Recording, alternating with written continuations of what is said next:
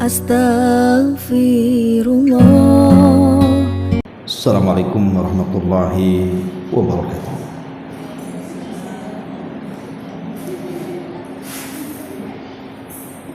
Alhamdulillah wassalatu wassalamu ala rasulillah wa ala alihi wa sahbihi wa mawalah wa la hawla wa la quwata illa billahi wa ba'd. Alhamdulillah, segala puja dan puji hanya milik Allah Jalla fi'ula. Salawat dan juga salam kita hadiahkan kepada Rasul kita Nabi besar Muhammad sallallahu alaihi wa ala alihi wasallam.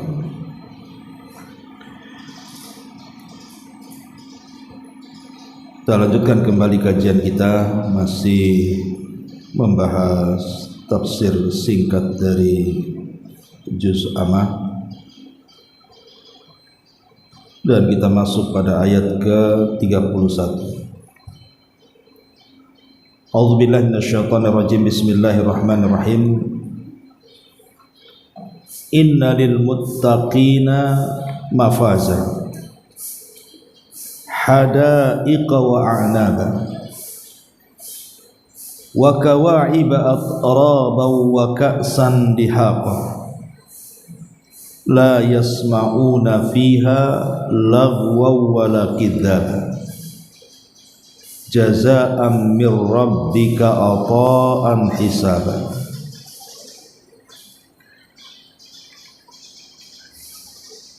Allah Subhanahu wa taala berfirman di sini, sesungguhnya orang-orang yang bertakwa akan mendapatkan kemenangan berupa kebun-kebun di sorga dan juga buah anggur, dan gadis-gadis remaja yang sebaya dan gelas-gelas yang penuh berisi minuman. Di sana mereka tidak mendengar percakapan yang sia-sia maupun perkataan dusta. Itu sebagai balasan dan pemberian yang cukup dari Tuhan. Taib. Ma'asyiral muslimin muslimat yang dimuliakan Allah Subhanahu wa taala. Di sini Allah Subhanahu wa taala mengatakan innalil muttaqina mafaza, sesungguhnya bagi orang-orang yang bertakwa ini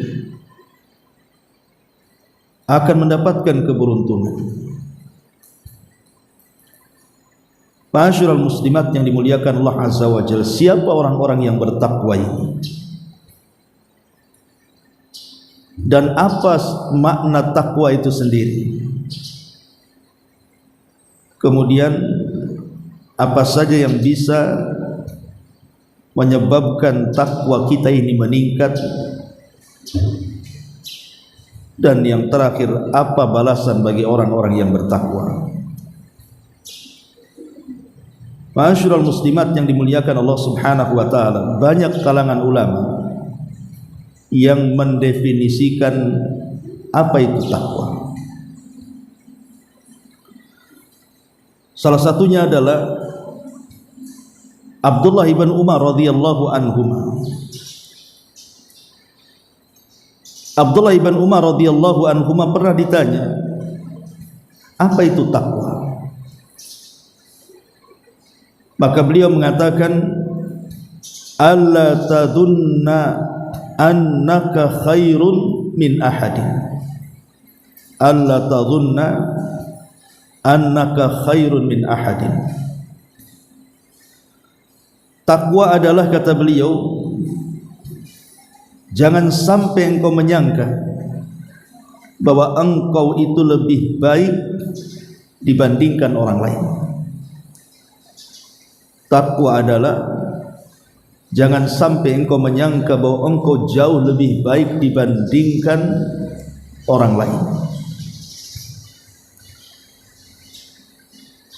Karena kalau seandainya seseorang itu sudah mulai membanggakan dirinya dengan ibadah-ibadah yang sudah dilakukannya kemudian merendahkan orang lain, maka ini ciri kehancuran dia.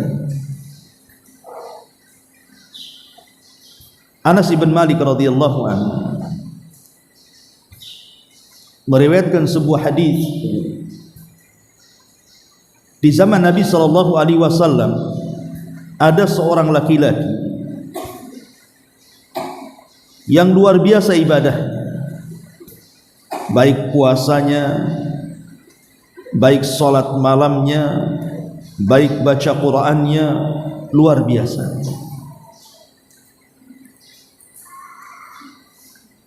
Sehingga para sahabat Nabi SAW takjub dengan orang itu,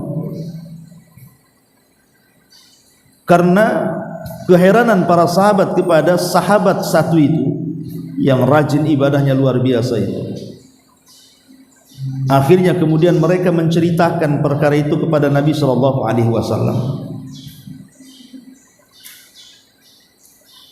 Tiba-tiba kemudian ketika mereka sedang bercerita kepada Rasul tentang seseorang yang luar biasa ibadahnya, tiba-tiba muncul seorang laki-laki yang wajahnya masih basah dengan air wudu, dan buliran-buliran air wudu itu masih menetes di wajahnya sambil menjinjing sandal, dan terlihat di dahinya itu ada bekas hitam karena rajin sujud. Ketika lewat, para sahabat mengatakan, "Ya Rasulullah, yang kami maksudkan tadi itu dia." Maka Nabi SAW memanggil orang itu. Kemudian Rasul mengatakan di hadapan para sahabat, "Inna ala wajhihi saf'atun minasyaitan." Kata Nabi SAW, sesungguhnya di wajah orang itu ada sentuhan-sentuhan wajah setan. Tentu sahabat heran, apa maksudnya?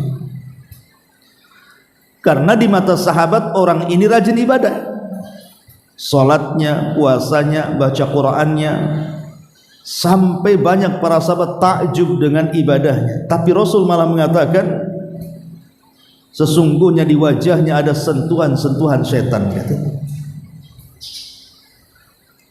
Maka Nabi SAW memanggil orang ini, orang yang dianggap hebat ibadahnya itu. Kemudian Nabi SAW bertanya kepada laki-laki ini, "Wahai fulan, aku ingin bertanya kepadamu." Maka orang ini mengatakan, "Tentu wahai Nabi, wahai Rasul, silahkan." Maka kemudian Nabi SAW mengatakan, "Apakah ketika engkau datang menemui kaum, engkau berkata kepada dirimu sendiri bahwa tidak ada orang yang lebih baik daripada engkau dari kalangan mereka? Jujur saja." Maka tiba-tiba sahabat ini mengatakan, "Tentu wahai Rasul." Lihat bagaimana kisah ini. Nabi SAW mengatakan kepada ahli ibadah dari kalangan para sahabat yang membuat takjub sahabat yang lainnya bahwa di wajahnya ada sentuhan syaitan. Kemudian Rasul menjelaskan di hadapan para sahabat, karena dalam hati orang ini ada ujub, merasa bahwa ibadahnya itu melebihi ibadah kaumnya, merasa bahwa dirinya lebih hebat dibandingkan kaumnya. Dan ini adalah akhlak syaitan, karena syaitan yang mengatakan di hadapan Allah, "Ana khairun minhu khalaqtani min nar wa khalaqtahu min tin." Aku lebih baik dibandingkan si Adam itu. Aku loh tercipta dari api sementara dia kau cipta dari tanah. Makanya jangan sampai kemudian kita ini merendahkan ibadah orang lain.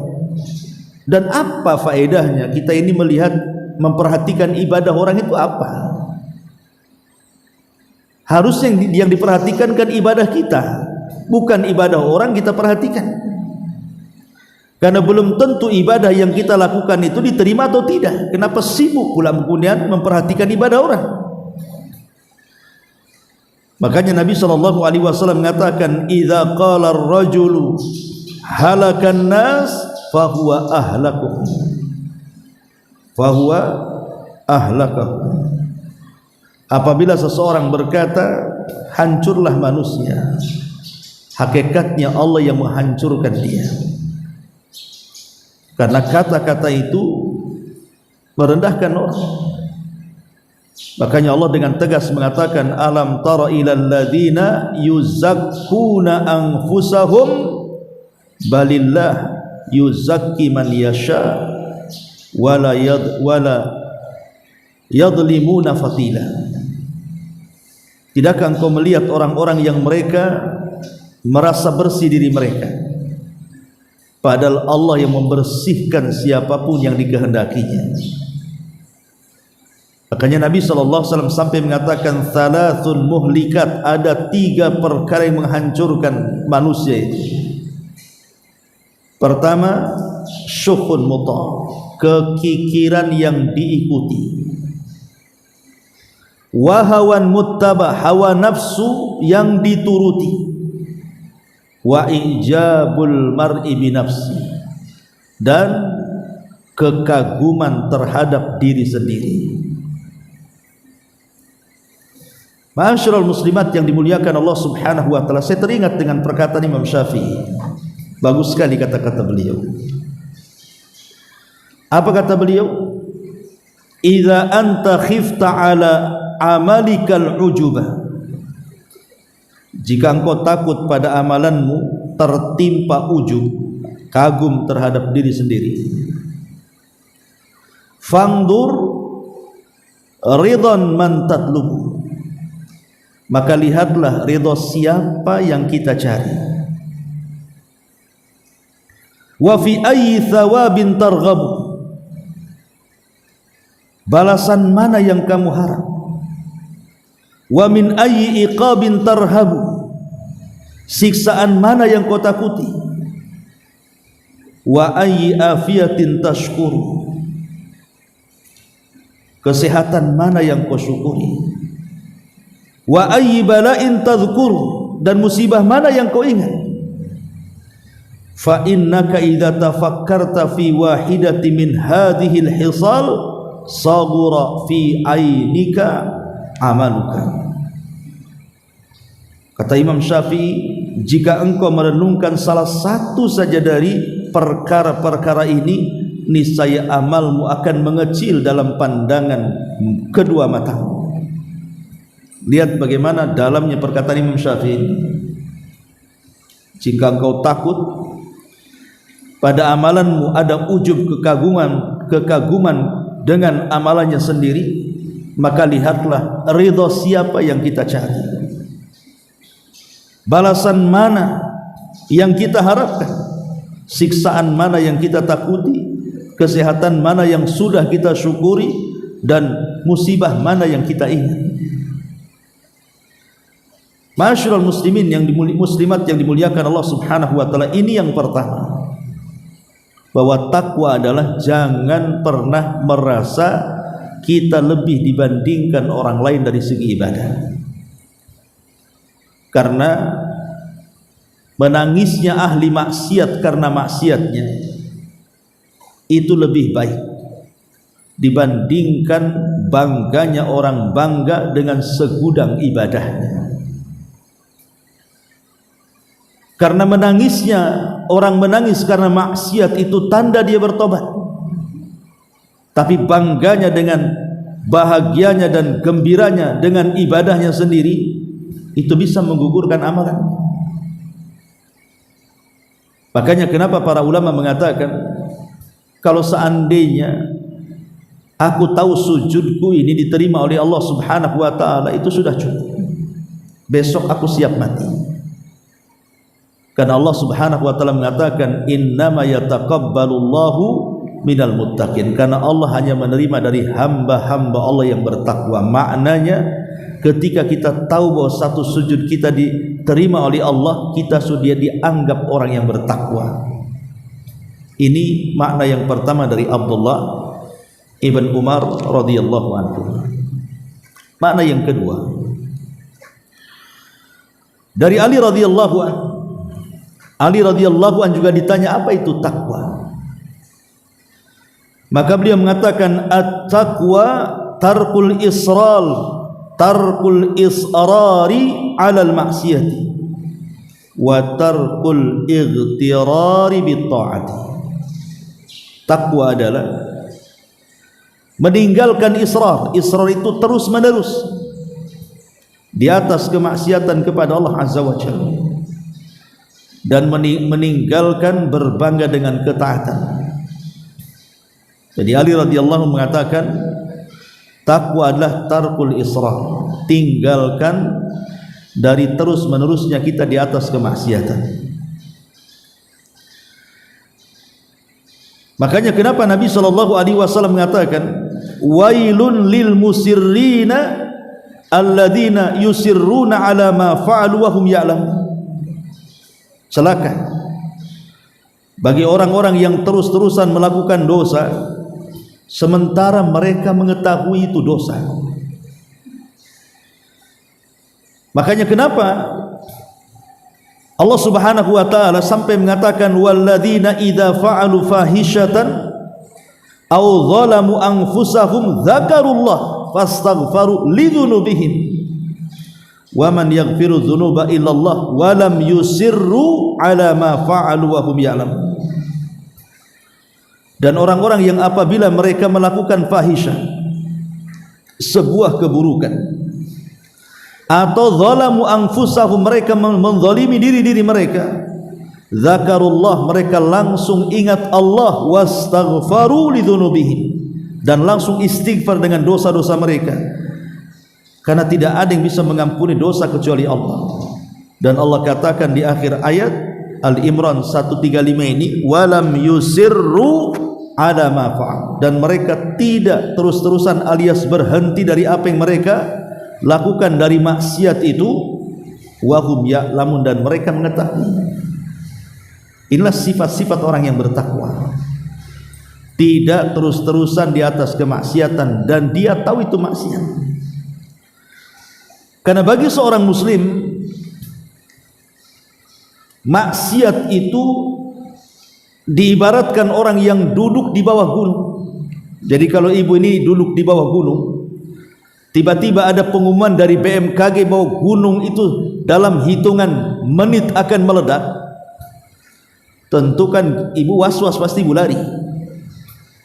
Kalau kita duduk di bawah gunung yang akan meledak, pasti kita akan lari, karena gunung itu takut menimpa dia.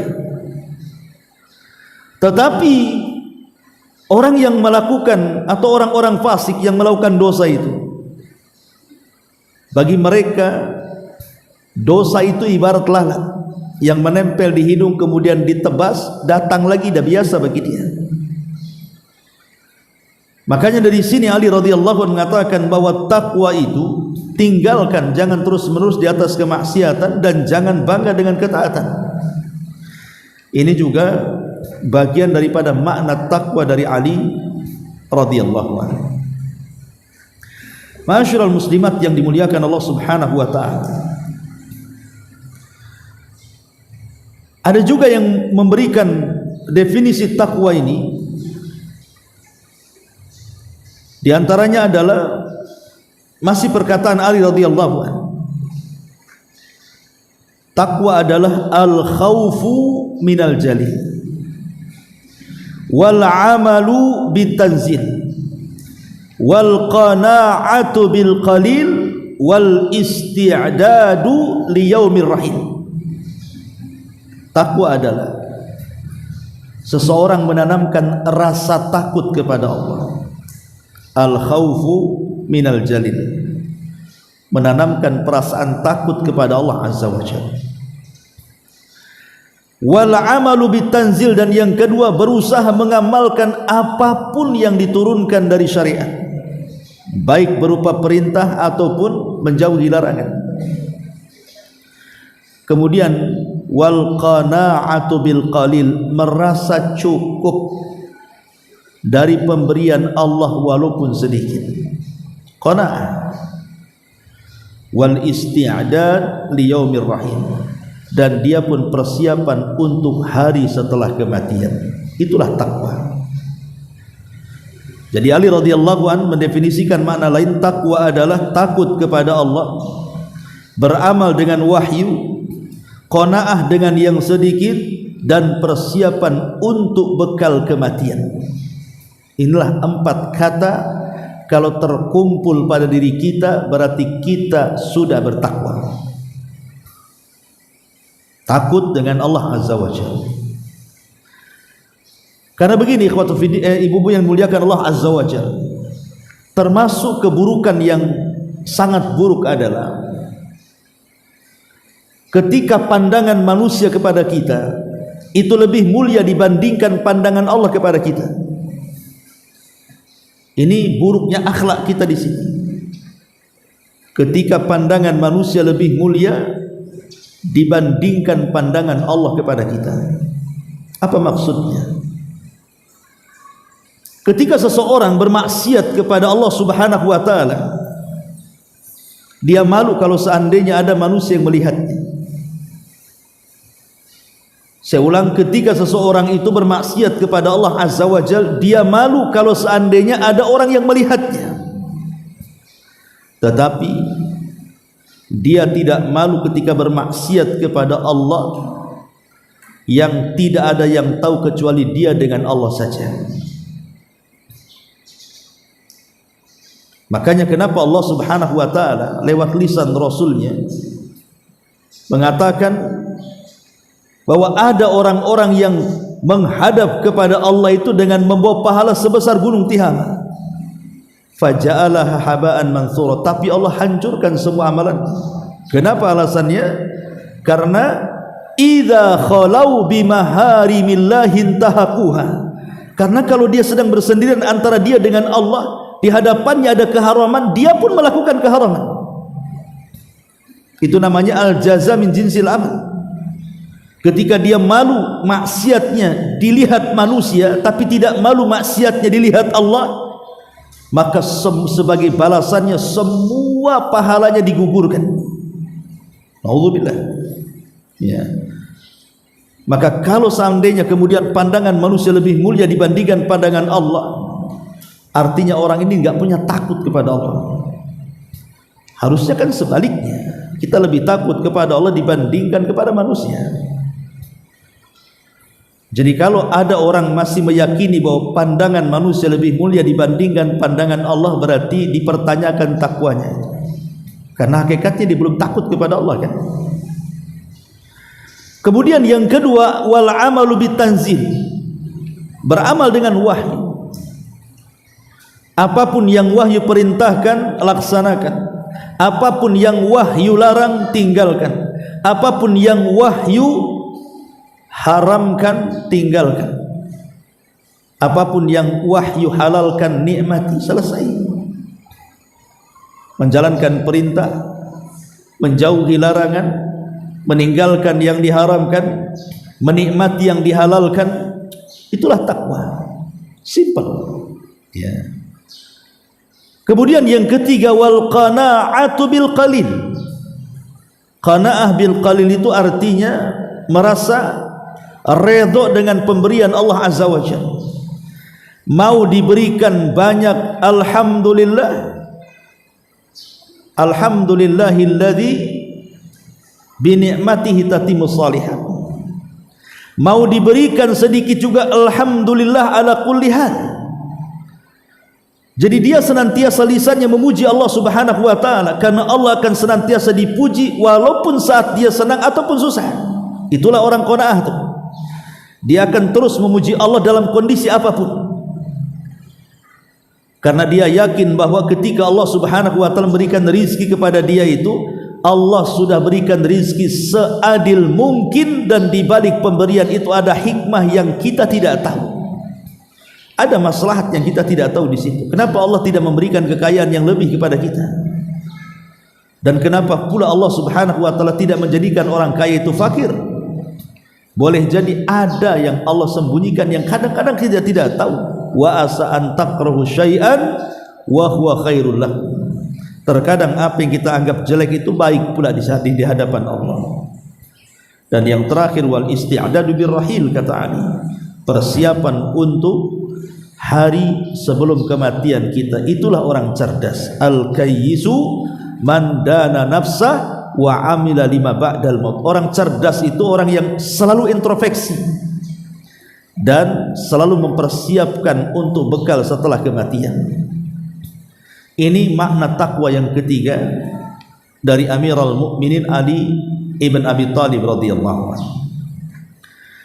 Kemudian makna takwa yang keempat dari Talaq ibn Habib rahimahullahu taala, dia mengatakan, at-taqwa amalun bi ta'atillahi raja'a rahmatillahi ala nuri minallahi wa tarku ma'siyatillahi makhafatallahi ala nuri minallahi. Takwa adalah seseorang beramal dalam rangka mentaati Allah. Seseorang beramal dalam rangka mentaati Allah karena mengharap rahmat Allah, atas bimbingan dari Allah. Beramal karena ketaatan kepada Allah, karena mengharap rahmat Allah berdasarkan bimbingan dari Allah. Dan juga meninggalkan maksiat karena Allah, dikarenakan takut akan siksa Allah menurut bimbingan dari Allah. Itulah takwa, kata Talaq ibn Habib. Ya. Jadi Talaq ibn Habib membagi dua kalimat di sini. Pertama, takwa itu kita senantiasa beramal. Beramalnya itu untuk siapa? Karena ketaatan kepada Allah, bukan karena manusia. Saya sholat karena Allah, saya puasa karena Allah, saya hadir di majelis taklim karena Allah. Untuk apa coba? Mengharap dapat rahmat Allah, kasih sayang dari Allah Subhanahu wa taala. Tentunya beramal dalam rangka ketaatan kepada Allah tidak lepas dari bimbingan Allah. Tidak bisa beramal asal-asalan, harus mencocoki sunnah Nabi, ya, baru dikatakan takwa. Sebab kalau seandainya dia hanya beramal dalam rangka mentaati Allah, mengharap rahmat Allah, tapi caranya bukan bimbingan dari Allah, tidak akan diterima amalan itu. Man amila amalan laisa alaihi amruna fahuwa rad. Barang siapa yang beramal sebuah amalan yang tidak ada contoh, ditolaklah amalan itu. Makanya harus ada bimbingan dari Allah. Lah sebagaimana melaksanakan ketaatan itu mengharap rahmat Allah atas bimbingan Allah, meninggalkan maksiat juga sama. Ketika kita meninggalkan maksiat, kita tidak menggibah lagi, kita tidak berzinah lagi, kita tidak minum khamar lagi, kita tidak zalim lagi. Itu tidak lain karena takut akan iqab dari Allah Subhanahu wa taala, dan meninggalkan maksiat pun tetap dari bimbingan Allah Azza wa Jalla, supaya kita mendapatkan hidayah. Lah ma'asyiral muslimat yang dimuliakan Allah Azza wa Jalla, ini juga bagian daripada makna takwa. Takwa sendiri saking pentingnya sampai Allah Subhanahu wa taala menjadikan takwa ini sebagai wasiat. Pertama, wasiat secara umum bagi hamba-hambanya, sebagaimana tertuang dalam surah An-Nisa 131. Walaqad wassayna alladhina utul kitaba min qablikum wa iyyakum anittaqullah. Dan sungguh kata Allah, kami sudah berwasiat kepada orang-orang yang diberikan kitab sebelum kalian dan juga untuk kalian. Apa itu? Bertakwalah kepada Allah.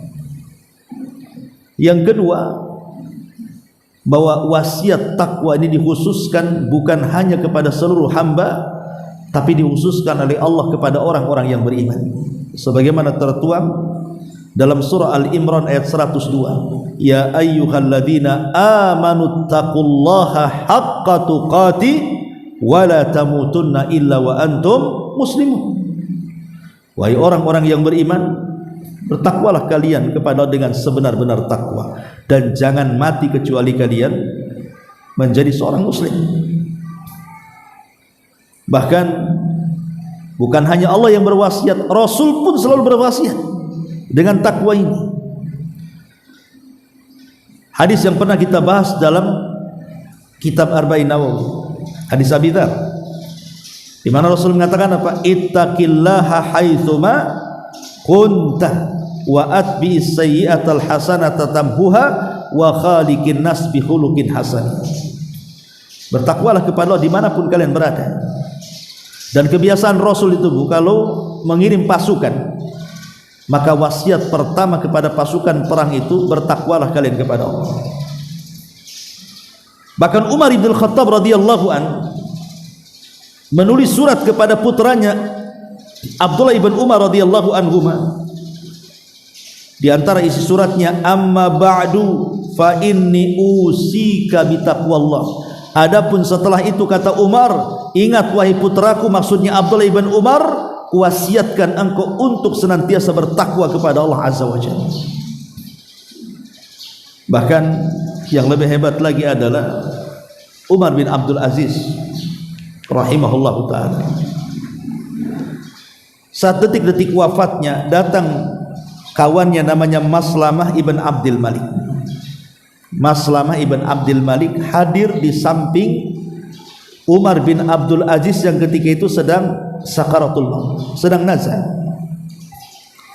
Jadi Maslamah ibn Abdul Malik ini mengatakan kepada Umar bin Abdul Aziz, sekiranya engkau berwasiat kepadaku wahai Amirul Mukminin, entah soal harta yang kau tinggalkan untuk anak-anakmu, berwasiat kepadaku, nanti aku akan sampaikan wasiatmu kepada anak-anakmu, karena anak-anakmu masih kecil. Tapi Umar bin Abdul Aziz mengatakan, aku tahu bahwa hartaku tidak mungkin kuberikan kepada siapapun kecuali anak-anak, tetapi itu tidak penting bagiku. Kemudian Umar bin Abdul Aziz mengumpulkan anak-anaknya dan mengatakan, usikum bitaqwallah, aku wasiatkan kalian sebagai warisan dari aku, kata Umar bin Abdul Aziz, bertakwalah kepada Allah Azza wa Jalla, dan aku tidak akan meninggalkan harta kepada kalian. Kemudian Maslamah ibn Abdul Malik ini heran, kenapa Umar bin Abdul Aziz ngomong seperti itu? Maka ditanyalah oleh Maslamah ini kepada Umar bin Abdul Aziz, kenapa engkau mengatakan seperti itu? Hanya cukup mewariskan takwa dan tidak mewariskan harta. Lihat bagaimana ucapan Umar bin Abdul Aziz rahimahullahu ta'ala. Dia mengatakan, kalau seandainya anak-anakku adalah orang soleh, orang yang bertakwa, fasayughnihillahu, pasti Allah akan memberikan kekayaan kepadanya. Karena Allah mengatakan, wa man yattaqillah yaj'al lahu makhraja wa yarzuqhu min haitsu la yahtasib. Siapa yang bertakwa kepada Allah, Allah carikan jalan keluarnya, dan Allah akan berikan rizki dari arah yang tidak disangka-sangka. Kalau betul-betul anakku bertakwa dan saleh, pasti Allah akan memberikan kekayaan tanpa aku kasih pun mereka kaya. Tetapi dia mengatakan, jika wa imma ghaira dzalik, kalau tidak seperti itu, tidak bertakwa, aku hanya memberikan harta kepada mereka, maka dia mengatakan, falan akun awwal man a'anahu bil mali alal maksiatillah, ala maksiatillahi azza wajalla. Ketika aku hanya memberikan harta dan tidak memberikan takwa, sama saja aku menolong mereka di atas kemaksiatan kepada Allah azza wajalla. Karena kalau punya harta tidak bertakwa, pasti maksiat. Sama saja aku tolong menolong kepada anak-anakku di atas kemaksiatan. Tapi kalau aku tidak berikan harta kepada mereka, cukup berwasiat takwa, kalau mereka betul-betul bertakwa dan menjadi orang baik, tanpa aku beri harta, mereka pasti kaya. Subhanallah, betul. Umar bin Abdul Aziz tidak mewariskan hartanya, hartanya disedekahkan, dan anak-anaknya tidak dapat warisan kecuali hanya sedikit. Tetapi dengan keyakinan Umar bin Abdul Aziz, semua anak-anaknya setelah besar menjadi orang kaya raya semuanya, dan mereka adalah penderma utama dalam kerajaan untuk mendanai para mujahid fi sabilillah. Lihat bagaimana wasiat takwa ini luar biasa. Tapi masalahnya, ibu-ibu yang dimuliakan Allah Azza wa Jalla, kalau zaman dulu, kalau ada orang yang mengatakan bertakwalah wahai fulan, itu langsung bergetar hatinya, langsung kadang-kadang meneteskan air mata, seperti yang dialami oleh Umar bin Khattab radhiyallahu anhu ketika berjalan bersama Aslam pembantunya ke pasar. Jadi Umar ini berjalan dengan Aslam ke pasar, rupanya di tengah jalan dikejutkan dengan seorang wanita tua. Wanita tua ini memanggil-manggil Umar dengan panggilan tidak sopan. Bukan dipanggil Amirul Mukminin, bukan dipanggil Umar, tapi dipanggil Umair. Ya Umair, ya Umair katanya. Umair ini dalam bahasa Arab ditasghir namanya. Kalau Umar itu dewasa, kalau Umair itu Umar kecil. Ya, jadi itu panggilan tasghir untuk mengecilkan seseorang. Aslam pembantunya marahlah. Kenapa berani-beraninya wanita tua ini memanggil kalimat Umair, tidak memanggil kalimat Amirul Mukminin, padahal dia Amirul Mukminin. Tapi Umar kemudian mengatakan kepada Aslam, da'uha, tinggalkan wanita itu. Kemudian dilihatnya Umar tiba-tiba mencucurkan air mata, menangis karena sedih. Kemudian Umar mendekati wanita tua itu. Tiba-tiba wanita tua itu mengatakan, ya Umair, aku masih ingat kau masih kecil-kecil itu, suka bermain-main di pasar ukat. Kemudian engkau beranjak dewasa, tiba-tiba sekarang menjadi Amirul Mukminin. Ittaqullah, bertakwa kau kepada Allah Azza wa Jalla katanya. Langsung bergetar Umar sambil menangis. Kemudian Umar mengatakan kepada Aslam, ya Aslam, tahu enggak wanita itu siapa? Kata Aslam, saya datang. Maka Umar mengatakan, dia adalah Haulah bin Hakim. Haulah bintu Hakim. Siapa Haulah bintu Hakim? Orang yang mengadukan urusan suaminya kepada Rasul gara-gara suaminya mengatakan, anti ka dhahri ummi, engkau seperti punggung ibu. Kemudian Rasul mengatakan, engkau sudah diceraikan suami. Kata Haulah, tidak mau, anak-anakku banyak. Akhirnya turunlah surah Mujadilah, penghapus kalimat anti ka dhahri ummi, bukan kalimat cerai yang dianggap kalimat cerai di masa jahiliyah, tapi di masa Islam dianggap kalimat dihar. Turun surah Mujadilah khusus untuk Haulah bintu Hakim. Kata Umar, tahu enggak wahai Aslam dia siapa? Dia adalah Haulah bintu Hakim yang suaranya didengar dari 7 lapis langit sana sampai turun surah Al-Mujadilah. Syahidnya di sini siapa? Umar bin Khattab bergetar tuh ketika dikatakan bertakwalah kau kepada Allah.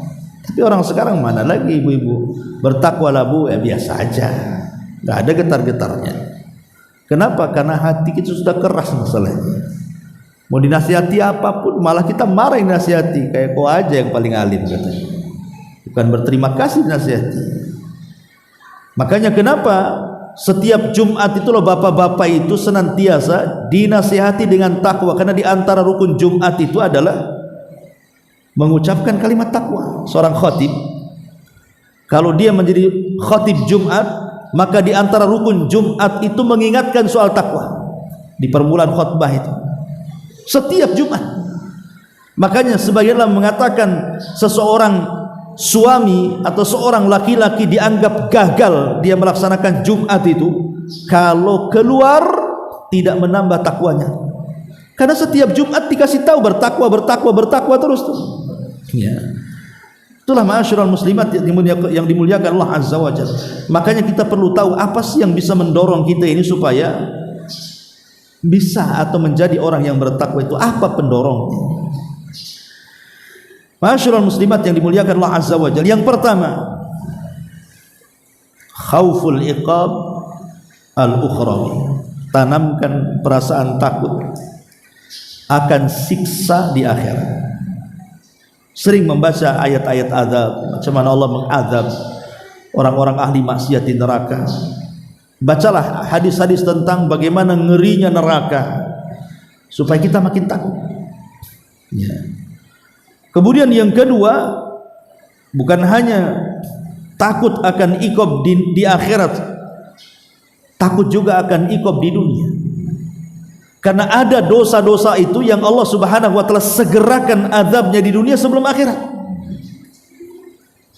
Maka dengan kemudian kita berpikir bahwa jangan sampai Allah Subhanahu wa taala menyegerakan azabnya sebelum akhirat, maka timbullah perasaan takut di sini. Kemudian yang ketiga, banyak-banyaklah berharap raja'us tsawabid dunya. Banyak-banyak mengharap kepada Allah agar dengan ketaatan kita kepada Allah itu kita diberikan banyak kebaikan di dunia. Dan yang keempat, raja'us tsawab al-ukhrawi. Dan dengan memperbanyak ketaatan kita kepada Allah itu, maka kita berharap bahwa Allah akan berikan balasan yang besar kelak di akhirat. Kemudian yang kelima, khauful hisab. Takutlah akan hisab. Bahwa setiap ucapan kita akan dipertanggungjawabkan, setiap perbuatan kita akan dipertanggungjawabkan, setiap apa yang diucapkan hati kita juga ada pertanggungjawabannya. Berpikir bahwa semua akan dipertanggungjawabkan. Sehingga kalau dia berpikir semua akan dipertanggungjawabkan, kan kalau ngomong hati-hati, ini ada balasannya. Kalau mau bergerak hati-hati, bahwa setiap gerakan juga ada jawaban dan balasannya. Ya. Maka orang itu akan jadi baik itu kalau mengingat yaumul hisab. Kemudian yang keenam, al-haya'u min nadharillah. Tanamkan sifat malu dari pandangan Allah. Tadi yang saya sudah katakan, jangan memuliakan pandangan manusia kepada kita dengan merendahkan pandangan Allah kepada kita. Orang ini tidak punya malu. Ya.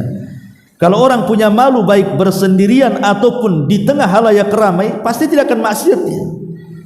Makanya Ibrahim ibn Adham rahimahullahu taala ketika ada anak muda datang kepada dia, "Wahai Imam, saya ini tidak bisa meninggalkan maksiat, gimana ceritanya ini?" Maka Imam Ibrahim ibn Adham mengatakan, "Ya tidak apa-apa. Kalau engkau ingin maksiat ya silahkan saja, tapi lakukan 5 perkara. Pertama, silahkan kau bermaksiat, tapi jangan makan dari rizki Allah. Yang kedua, silahkan bermaksiat, tapi cari di tempat yang Allah tidak tahu." Bisa? Ya. Gak akan bisa. Di mana coba kita mau bermaksiat yang Allah tidak tahu? Semua Allah tahu. Di dasar lautan Allah tahu, di dalam gunung Allah tahu, bahkan di lapisan-lapisan bumi Allah tahu, bahkan di lapisan langit Allah tahu, di alam semesta ini Allah tahu semuanya. Makanya kata Ibrahim bin Adham, kalau kau ingin maksiat silahkan saja, tapi ingat, cari tempat yang Allah tidak tahu. Atau silakan maksiat, tetapi kata Ibrahim ibn Adham, apabila malaikat maut datang kepadamu, bilang saja tunggu dulu, aku tobat dulu. Bisa? Nggak bisa. Atau silahkan kau bermaksiat, tapi nanti kalau engkau digiring ke neraka Allah Subhanahu wa taala oleh malaikat Zabaniyah itu, kau katakan, jangan kau tarik aku ke neraka, kata, masukkan aku ke surga. Bisa kau perintahkan malaikat Zabaniyah? Nggak bisa. Kecuali Mama Gufron saja yang bisa. Tahu Mama Gufron yang lagi viral tuh, yang menguasai bahasa Suryani itu bisa merintahkan malaikat, katanya. Yang makolina rahmatan makoli itu kan. Nah, ini yang bahasa Suryani lagi viral tuh. Ya. Katanya dia bisa menginterogasi malaikat mungkar nakir. Terbalik, dia yang interogasi kita, siapa Rabbmu, siapa Mama Gufron pula ya menginterogasi mungkar nakir. Balik-balik dunia ini. Sudah jelas sesatnya. Baik. Kemudian yang nomor 7, wasyukru lillahi ala ni'amihi bi ta'atihi. bersyukur kepada Allah atas nikmat-nikmat yang Allah anugerahkan kepada kita dengan cara terus meningkatkan taat. Dan yang nomor 8 tentu al-ilm. Yang bisa meningkatkan takwa itu adalah ilmu. Hadir di majelis taklim. Kenapa? Karena Allah secara khusus mengatakan innama yakhshallah min ibadihil ulama. Orang yang takut kepada Allah itu merekalah orang-orang yang punya pengetahuan ataupun ulama. Sebab orang-orang yang punya ilmu, dia tahu apa yang ditakutkan, makanya dia takut. Tapi orang jahil, dia tidak tahu apa yang ditakutkan, makanya tak takut. Lah ilmu itulah yang kemudian menjadikan orang jadi takut jadinya. Maka ini juga yang merangsang seseorang menjadi orang yang bertakwa adalah terus belajar, ya. Dan yang nomor 9, ta'zimu jalalillahi, mengagungkan kemuliaan Allah Subhanahu wa taala. Dalam hati itu kita betul-betul mengagungkan Allah dengan melihat tanda-tanda kekuasaan Allah yang luar biasa di alam semesta ini, sehingga tumbuh pengagungan kita kepada Allah Azza wa Jalla. Dan yang terakhir tentunya sidqul mahabbah, jujur dalam kecintaan kita kepada Allah Azza wa Jalla. Inilah 10 perkara yang bisa membangkitkan. Adapun takwa sendiri kan ada tingkatan-tingkatannya. Takwa itu kan ada tingkatan-tingkatannya. Yang pertama, an yattaqil abdu al-kufra.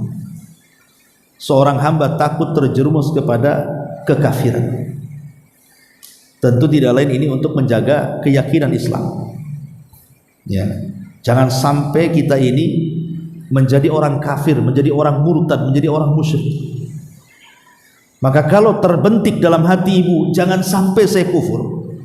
Jangan sampai seperti tetangga gara-gara kawin dia pindah agama. Jangan sampai seperti orang itu kok dia bisa datang ke kuburan minta-minta, menjadi dukun atau yang datang ke dukun. Pokoknya dia takut kalau agamanya itu sampai bergeser. Nah, berarti itu tingkatan takwa yang paling luar biasa. Dia jaga agama dia. Saya tidak mau ke sana, dengerin ceramah orang itu nanti kena syubhat pula saya. Jadi dia berusaha menjaga keyakinan agamanya dari kekufuran dan kesyirikan. Yang kedua, an yattaqi al-ma'asi wal hurumat wa huwa maqamut taubah. Yang kedua, takut terjerumus kepada maksiat dan keharaman. Dan inilah disebut dengan maqamnya taubat. Ketika seseorang takut bermaksiat, takut yang haram-haram, berarti adalah dalam hatinya takwa. Tapi kalau orang biasa melakukan maksiat, biasa melakukan yang haram, berarti belum ada takwa dalam hatinya. Kemudian yang ketiga, an yattaqi asy-syubhat. Takut kalau terkena syubhat. Takut kalau terkena syubhat. Itulah maqam wara'. Pamannya ibu nemu dompet di jalan. Ya. Ini syubhat kan gitu. Enggak maulah saya ambil. Balikin. Kan setan datang, udah ambil saja. Itu ada 50.000 di dalam tuh. Kan ada tuh. Udah ambil, lumayan. Bisa beli bawang, beli ini, beli itu. Anda mau saya. Ya, jadi dia berusaha hatinya jangan sampai terkena syubhat. Kemudian juga yang keempat, an yattaqiyal mubahat wa huwa maqamuz zuhdi. Dia meninggalkan perkara-perkara mubah. Ya mungkin ibu main ke tetangga ngobrol itu kan boleh-boleh saja. Tapi kalau sampai kemudian berjam-jam itu kan sayang waktu yang berjam-jam itu hanya untuk ngobrol ngalor ngidul ngetan ngulur nggak jelas kan. Bagus ya baca zikir di rumah, sholat, baca Quran kan itu lebih manfaat gitu. Dan yang terakhir an yattaqiya hudzur ghairillah ala qalbi wa huwa maqamul musyahadah. Dia berusaha untuk menepis di hatinya selain daripada Allah Azza wa Jalla, jangan sampai bersarang dalam hatinya. Hati ini saya berikan hanya kepada Allah. Itu sudah tingkatan luar biasa. Ya. Walaupun ibu dapat harta sebanyak apapun, saya tidak mau meletakkan harta itu di hati. Cukup di tangan. Kalaupun seandainya harta itu hilang, maka hanya sekedar berpindah tangan. Sebab kalau seandainya harta itu diletakkan di hatimu, jangankan lagi semua hilang, sedikit saja yang hilang, stres kita hidup. Kalau diletakkan di hati kan.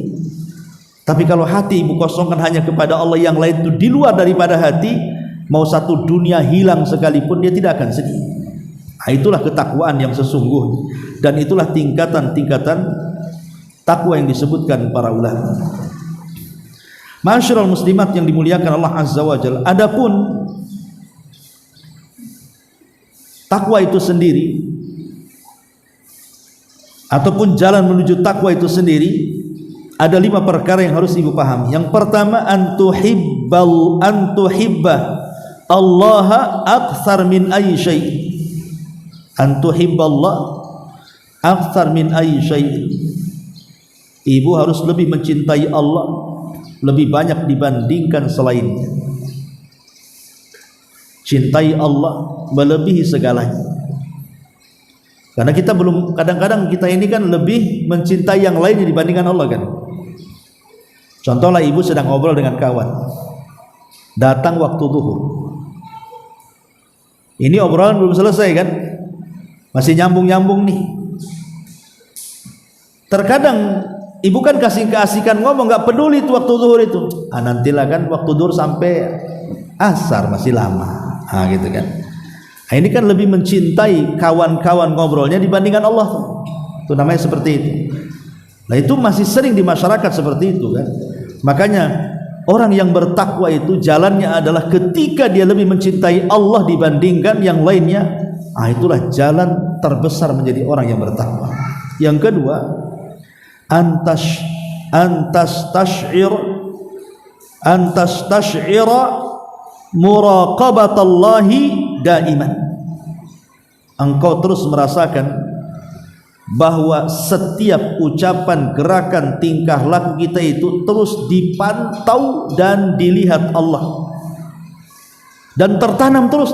Ibaratnya ibu kemana-mana itu ada CCTV lah. Kalau sesama manusia saja bu, kalau umpamanya ada tukang bangunan, dia bekerja, kemudian ibu yang punya rumah nongkrongi, otomatis tukang bangunan yang bangun rumah ibu itu akan rajin tuh. Kenapa? Ada tokenya di situ, nongkrongi kan itu. Coba tokenya hilang, ya ngerokok, duduk, ngobrol, nggak selesai kerjanya kan. Jadi sesama manusia saja terkadang kalau diawasi itu semangatnya kerja. Anak-anak PT kalau sudah ada atasannya semangat, gak berhenti dia kerja. Takut kena skor, takut kena pecat kan gitu. Lah kenapa dengan makhluk kok sedemikian takutnya? Sementara hari-hari kita dipantau dan diawasi Allah Subhanahu wa taala, kok kita tidak merasakan itu semuanya? Bahwa ada CCTV yang lebih canggih dibandingkan CCTV dunia, yang dia mengetahui di mana saja kita berada, dalam kondisi apapun, dengan siapapun dia tahu. Ya.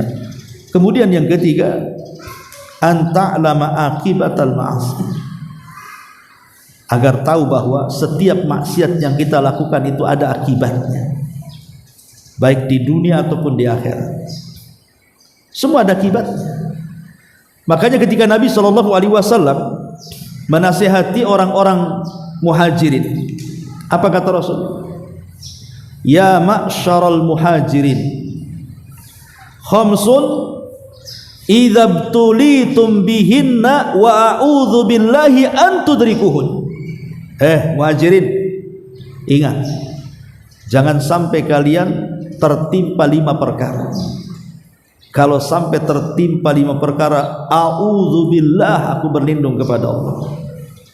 Jangan sampai kalian kena. Yang pertama kata Rasul, malam tadharil fahishatu fi qaumin qat hatta yu'linu biha illa fasha fihi mutta'un wal auja allati lam takun madat fi aslafihimul ladina madat.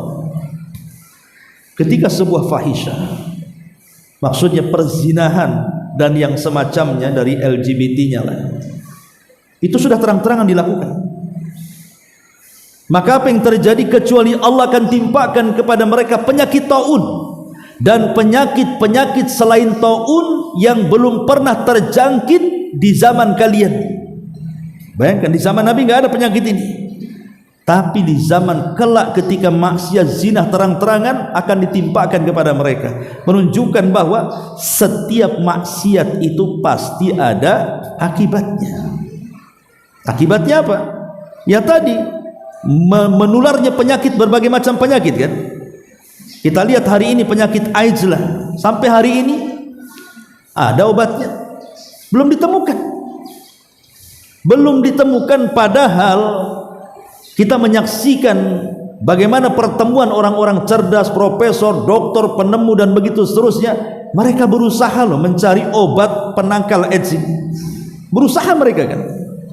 Yang kita herankan, kenapa kalian sibuk mencari obat untuk mengobati penyakit AIDS itu? Padahal itu tidak akan merubah apapun. Seandainya pun ditemukan obatnya untuk mengobati penyakit AIDS ini, apakah tidak mungkin Allah akan kirim lebih parah penyakit dia daripada AIDS? Bisa saja Allah kemudian kirim bakteri yang lainnya, muncul penyakit yang lainnya kan? Karena yang dilawan itu bukan melawan AIDS, bukan. Kita bukan sedang melawan AIDS, yang dilawan itu Allah masalahnya. Kalau Allah sudah dilawan, siapa yang bisa mengalahkan Allah? Kalau AIDS itu bisalah kita lawan dengan dicari obat-obatan, mungkin kalah dia lama-lama bakteri-bakteri. Tapi kalau yang dilawan Allah, siapa yang bisa? Allah sudah jelas mengatakan wala taqrabuz zina, jangan dekat zina. Kalian malah berzina pula. Tiba-tiba muncul penyakit AIDS, kalian lawan AIDS-nya. Salah. Yang kalian lawan itu harusnya zinahnya, bukan AIDS-nya. Hentikan zina itu, hilang nanti penyakit itu, maksudnya begitu. Lah setiap maksiat itu pasti ada dampaknya kan. Ini yang pertama. Kemudian yang kedua kata Rasul, malam yang kusul mikyala wal mizan. Tidaklah seseorang itu sudah mulai mengurang-urang takaran, timbangan gitu, illa ukhidu bisinin wa syiddatil mu'nati wa jawri sultani alaihi. Ketika kemudian mulai curang dalam berdagang, ini kan maksiat, curang dalam berdagang kan, mengurangi takaran, mengurangi timbangan, mengurangi meteran, ataupun mengurangi hak-hak karyawan, tidak digaji dengan kebenaran dan begitu seterusnya. Apa yang terjadi? Allah akan kuasakan 3 azab tuh. Pertama, paceklik yang berkepanjangan. Yang kedua, susahnya ekonomi. Dan yang ketiga, Allah kuasakan pemimpin zalim. Tiga-tiganya ada di negeri kita ini. Lihat paceklik di sebagian tempat di negeri Indonesia ini, kadang-kadang sampai kering gitu, sampai belah-belah tuh ya, tanah itu saking lama tidak hujan. Susah ekonomi. Nah, sekarang kita rasakan susah ekonomi, semua jadi mahal kan. Kemudian dikuasakan pemimpin zalim yang hanya mementingkan mereka dan kroninya saja, dia tidak mementingkan rakyatnya. Sebenarnya itu akibat ulah kita semua sebenarnya. Kenapa? Boleh jadi kita ini dalam keseharian masih bermuamalah dengan cara curang. Mungkin ibu yang jadi pedagang masih suka kurang-kurang takaran, timbangan, meteran dan begitu seterusnya. Ataupun kita jadi pembeli, kadang-kadang main kutil saja, pengutil ya, ngambil gitu, belum ada izin itu. Belum diizinkan penjualnya udah main ambil aja. Tahu-tahu kecetak jadi beli. Lah itu gak dibayar yang satu dimakan tuh ya. Ataupun mungkin ibu ngambil pembantu, gak digaji-gaji 2 bulan, padahal kan harusnya digaji sebelum keringatnya kering, kata Nabi kan gitu. Banyak pokoknya persoalan itu, karena Allah secara umum mengatakan innallaha la yughayyiru ma biqaumin hatta yughayyiru ma bi anfusihim. Allah tidak mungkin merubah sebuah kaum sampai kaum itu yang berubah. Kita menghendaki tanah kita subur, kemudian kita menghendaki mudahnya ekonomi, kita menghendaki pemimpin-pemimpin yang adil dan begitu seterusnya. Bisa Allah berikan semuanya, asal apa? Asal kita robah diri kita sebenarnya. Walau anna ahlal qura amanu wattaqau la fatahna alaihim barakatin minas sama'i wal ardh. Kalau penduduk negeri itu beriman dan bertakwa, berkah langit bumi itu Allah turunkan. Selesai. Ya. Ma'asyiral muslimat yang dimuliakan Allah Azza wa Jalla. Dan begitulah nasihat Rasul sampai 5 perkara tadi. Kemudian yang keempat, anta ta'allam kaifa tuqawimu hawa wa tataghallab alaihi, untuk belajar bagaimana caranya kita menghadapi hawa nafsu, karena hawa nafsu inilah yang mencegat adanya takwa. Kenapa orang bermaksiat? Karena hawa nafsu, ya. Kenapa orang itu, kenapa ibu berghibah? Hawa nafsu ibu yang ngajak ibu ghibah. Kenapa ibu kemudian mencaci, memaki, mengadu domba? Hawa nafsu yang mengajak ke situ. Itulah yang kemudian takwa kita terhalang dengan itu. Makanya kalau kita bisa melawan hawa nafsu tidak bisa dihilangkan. Nggak bisa ibu datang ke awal bros, datang ke dokter bedah, dok tolong hilangkan jantung saya, biar nggak ada hawa nafsu di dalamnya. Mati yang ada. Kita tidak mungkin menghilangkan hawa nafsu. Yang bisa itu ditekan hawa nafsu itu. Bagaimana caranya hawa nafsu ditekan itu? Ya.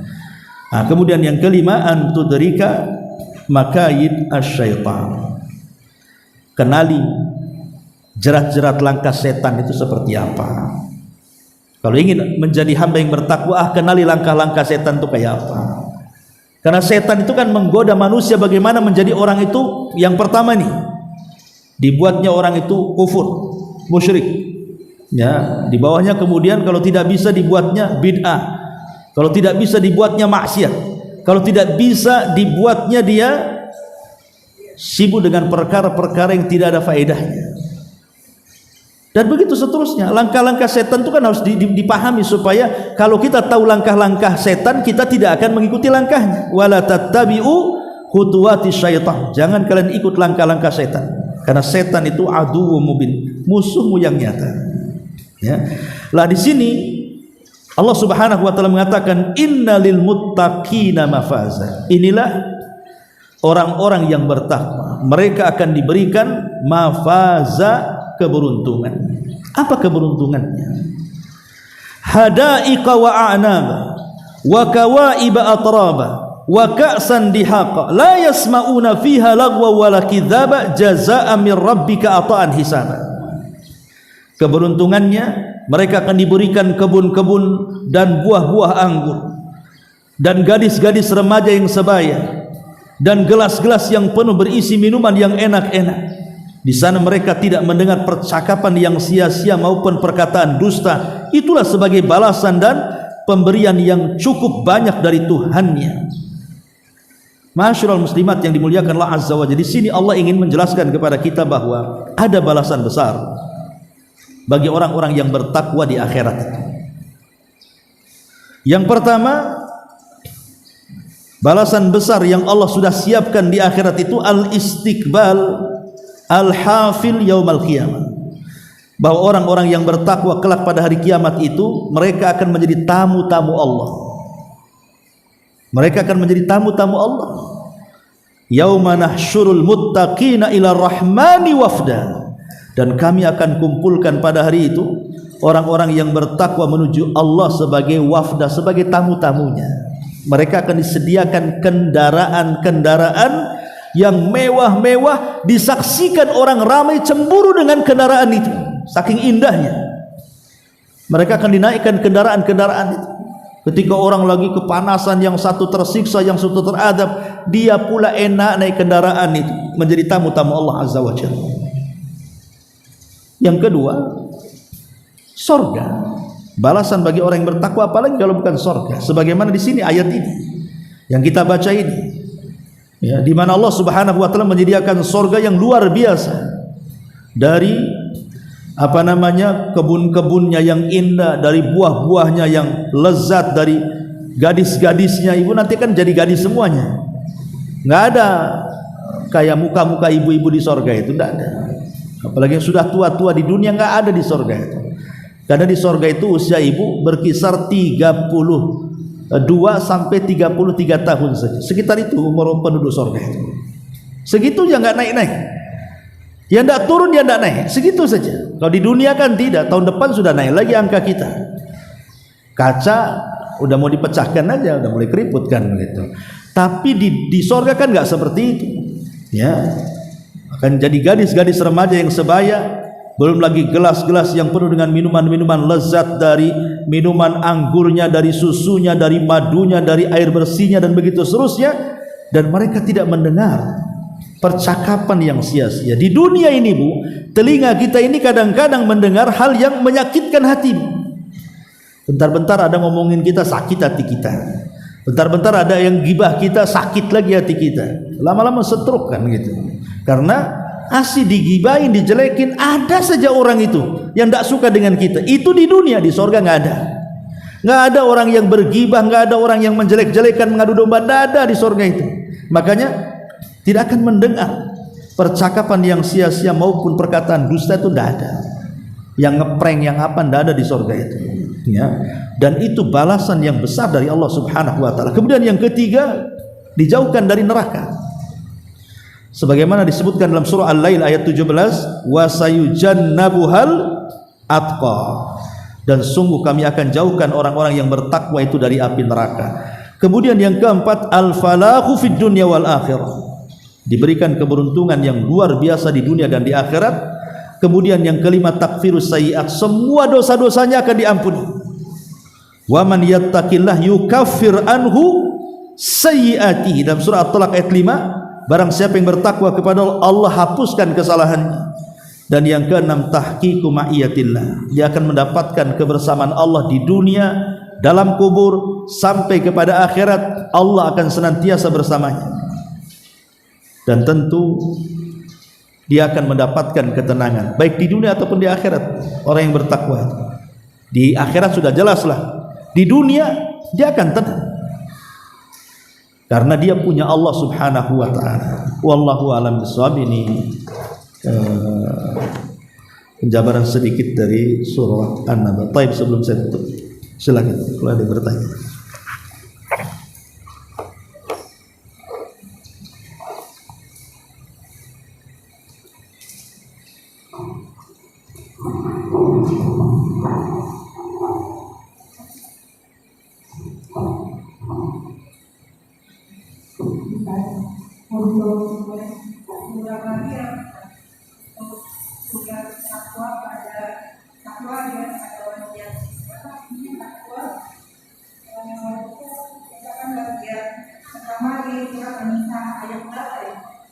Yang mana itu?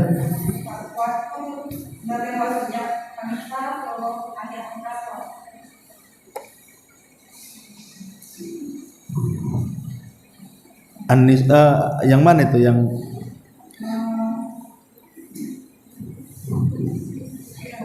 dia pembahasannya di mana itu? Oh, takwa itu sebagai wasiat. Oh, tadi maksudnya tanya suratnya. Surat berapa gitu ya? Ayat berapa? Iya. Jadi An-Nisa ayat yang pertama ya, An-Nisa ayat 131. Kemudian Al-Imran ayat 102. Iya. Wasiat secara umum bagi manusia, takwa Allah.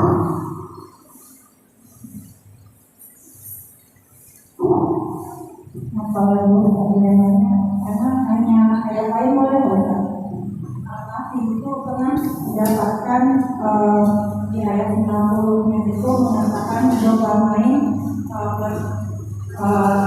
ya bahasanya aja yang doa itu pergi ke tempat yang matahari di mana tidak ada pelindung matahari di sana. Terus ada orang yang mengatakan kalau tempatnya itu adalah Irian Jaya karena itu tidak ada penaung karena di dunia sendiri tidak berpakaian mereka.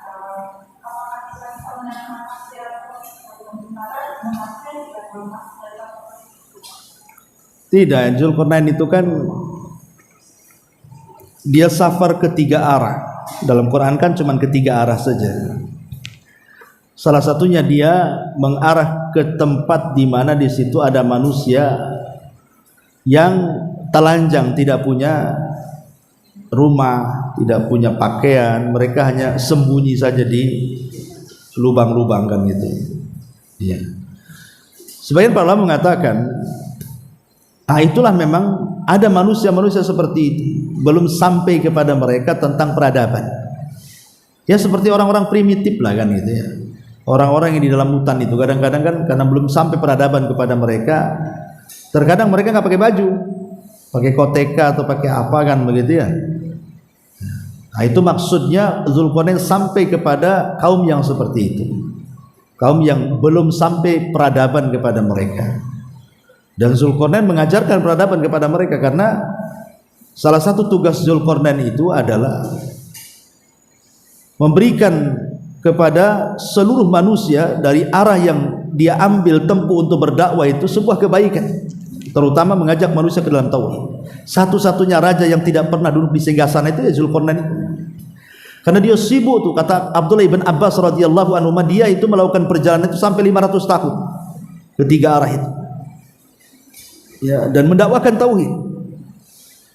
Sampai juga dia mengarah kepada kaum yang degil tidak mau beriman, sampai Allah mengatakan imma an tu'adzibahum, boleh engkau mengazab mereka ataupun kau mengampuni mereka. Kalau mereka beriman, ampuni mereka. Kalau mereka menentang, azab mereka.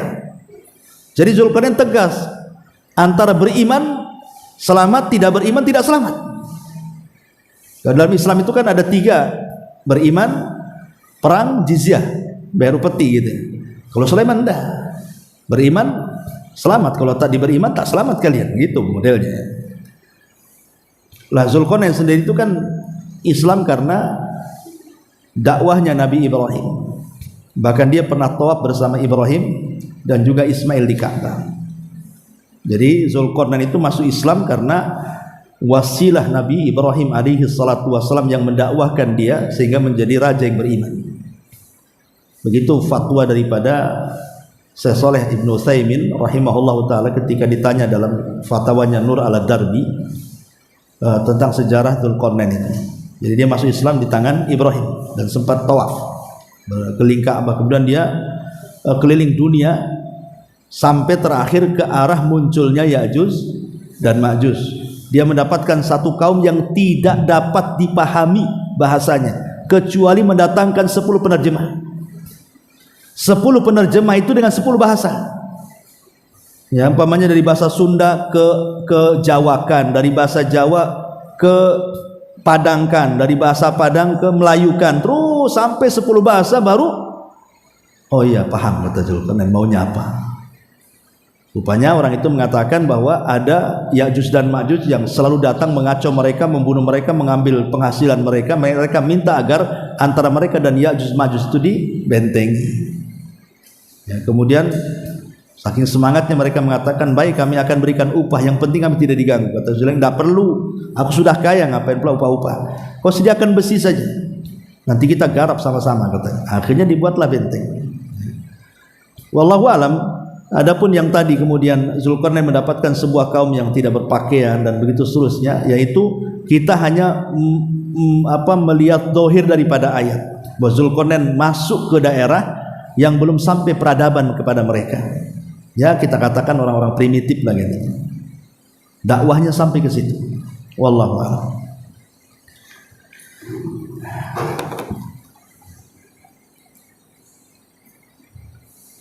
Baik, sekiranya sudah jam 10 lebih. Ada manfaatnya. Subhanallah wa bihamdika, asyhadu an la ilaha illa anta, astaghfiruka.